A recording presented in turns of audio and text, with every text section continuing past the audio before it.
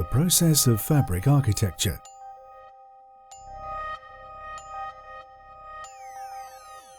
Design. Every structure goes through its own design journey, whether it starts from a simple sketch or a more detailed architectural outline scheme. All structures require extensive design detailing to turn them into a final working plan. Designing a tensile structure is an art as much as it is a science. Throughout the preliminary design process, decisions are made on how the canopy will be constructed to meet the aesthetic, functional and engineering requirements set out by the project team. Decisions made at this point will affect the fabrication and installation methods. Boundary detailing is an essential element, falling into three main categories: curved or scalloped edges, straight edges, and fabric edges. A curved or scalloped edge generally consists of a cable enclosed in a pocket in the edge of the fabric membrane. The cables are held and tensioned at the corners by the membrane plates. In larger canopies, webbing belts are added parallel to the pocketed edge for reinforcement, but smaller structures may need no cable at all. As an alternative, it is possible to have an external cable connected to the edge of the membrane by a series of stainless steel link plates. Fabric under tension does not naturally form a straight line, so when a straight edge is required, the membrane is manufactured with a CADA or beaded edge, formed by sealing a flexible rod in a small pocket. This can then be trapped behind an aluminium clamp plate, bolted directly onto the structural steelwork, or slid into an aluminium luff track extrusion. A fabric edge can also be curved and fixed with clamp plates or luff track. Such edges normally require flashings or cover plates to ensure the edge is waterproof. Engineering. The function of any shelter, any structure, is to stop nature impinging on your environment. Environmental loads, wind loads, suction, pressure, snow loads, snowdrift, they attack the fabric and the fabric withstands it. However, unlike traditional construction, they deflect to a degree more than a solid house. So there is movement, and it's through the movement and the small stretching and the stressing of the fabric that the fabrics will withstand those environmental loads. They're designed to do that. The strength of a fabric structure and its ability to resist loads comes predominantly from the tension at which the fabric is maintained at. Because of the nature of tensile structures, they have to be heavily engineered. I can provide picturesque designs, very flowing designs, very attractive to the architect, to the client, but I also have to make it work. There's a very large load in this fabric skin that is going to be transferred somewhere, whether it's contained within the structure itself or whether it goes back to the ground, whether it goes back to the surrounding building. If we don't put enough tension in the fabric and the wind picks up, then what you can get is a massive distortion of the fabric. And by distorting the fabric, that will increase a load back into wherever it's going. But also, the wind blows over the top, the canopy will actually lift. And what will happen with a strong wind is if the fabric isn't tensioned correctly, it'll flutter. That's why there's such high loads going back to the ground level or back to the frame or back to the building. Canopies can contain their tensile loads within their own structural framework, transferring the load into concrete foundations or ground anchors. Or they can transfer their loads onto an existing structure. However, the large lateral loads often require the structure to be reinforced. As part of the preliminary design process, a load analysis is derived from a computer-generated form-finding model. This provides the typical load size and direction. Then, incorporating a factor of safety, an engineer will determine the design of the supporting structure, the size of the foundations, the required material strength, and the necessary tension. The boundary details are then engineered to maintain the tension and accommodate the movement that may be generated at the canopy extremities. In many situations, consideration for the load that snow will impose on a structure is equally as important as considering its ability to withstand strong winds. With the added risk of snowdrifts, we have to be mindful that this can lead to water ponding. For areas where heavy snow load can be expected, structures are generally designed to have smaller spans and a greater degree of inclination to encourage the snow to slide off. When designed appropriately, fabric structures can withstand the most extreme weather conditions. Manufacture. Unlike traditional construction materials such as brick and concrete, one feature of tensile fabric structures is that it can be entirely manufactured off-site. Large clear span spaces are required for the fabrication of tensile structures, as the surface area of a single piece can reach hundreds of square meters, although we are usually limited by the weight of large membranes more than the size. At the point of design, we go through computer modelling, analysis with form finding, patterning of the material. After patterning, the basic fabric form shape is taken to the cutter plotter, which is behind me, is cut and then welded together. Using such a wide range of fabrics, it is necessary to adopt a variety of manufacturing methods to cut and join tensile fabrics. These range from advanced sail-making techniques to more industrial large-scale manufacturing processes. Welding works for the majority of our fabrics and is suitable for external use. Some fabrics are joined by radiofrequency welding.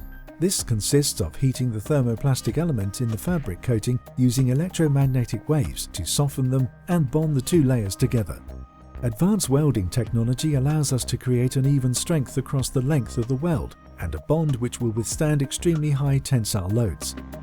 Not all fabrics can be welded easily, and some require an additional layer of bonding tape to ensure the weld can achieve the strength and stability requirements for this type of application. The seam is designed to have the same tensile strength as the fabric itself. Sewing is suitable for smaller projects, and for reinforcement patches on some larger membranes, we use industrial sewing machines and UV-stable thread to join the fabric layers to one another. For some applications and some types of fabric membrane, including silicone-coated glass cloth, welding or sewing are not an effective means of joining. Gluing using a high bond adhesive will provide a joint with adequate strength and durability.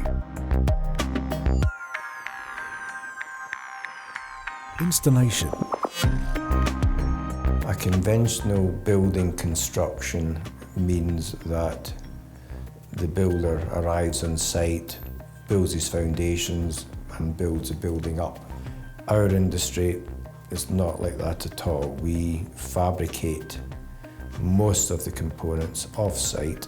So in other words, we bring to site in kit form the building and assemble on site. The biggest advantage of that is that we are not getting in anybody's road during the construction phase, and it means our time on site is relatively short. As the majority of manufacture occurs off-site, the installation of a tensile fabric structure is fast in comparison to other building materials. Designing and manufacturing tensile structures which are practical for erection is essential. Therefore, components, connections, tolerances, weight and sizes are all considered from the early stage. The majority of an ALA project is actually off-site, not on-site, and as such, the design and manufacture are critical to a successful installation. On the design side, we need to consider not only the architectural requirements, but also we need to look at the installation method and consider how this is going to be achieved. Installation of a tensile membrane requires an understanding of the material and its behavior. During the design and fabrication process, the membrane is tested and patterns adjusted to compensate for the inherent stretch in the fabric.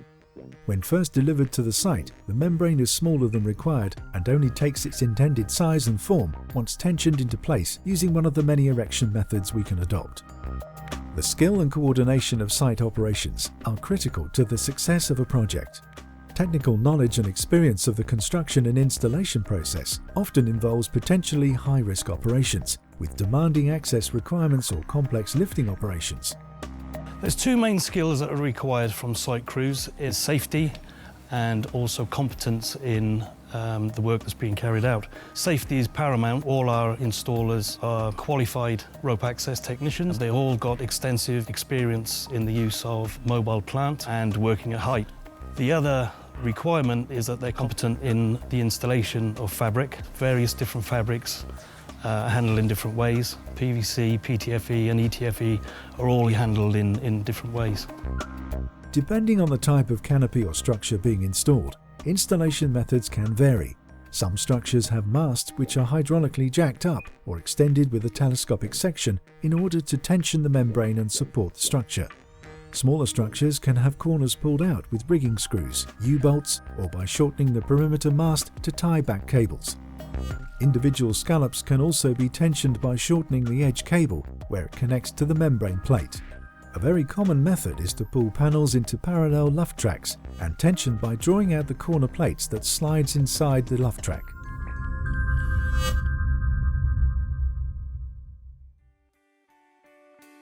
Conclusion. Tensile architecture has been fairly futuristic since its inception, using materials such as PTFE, which was originally engineered for NASA and the space industry. One of the great things about working in an industry like this is you can never fail to be inspired by the weird and wonderful designs and ideas that people come to you with. There's nothing we like more than a challenge to take something that looks impossible and make it possible. Fabric is now more incorporated into architecture. We are asked to make fabric work in ever difficult circumstances. That's part of the attraction, that we have to have the ability to make sure that we do end up with a finished structure that is exactly what we hope it'll be and what the client expects. That's the job we do here, to make the dream come true. As for the future, fabrics are changing, the methods that we install, manufacture and design are all changing. And as technology gets better, our job to a certain extent gets easier. But no doubt our clients will continue to make things more and more complicated, and we will revel in the challenge. This presentation has covered the basics in what is, to a certain extent, a limitless and unbounded industry. The principles described apply to the majority of tensile fabric structures, but with so many possibilities, methods will differ from project to project and application to application. There is a wealth of information available to you in our technical library. We are always keen to discuss new and exciting projects, so please give us a call.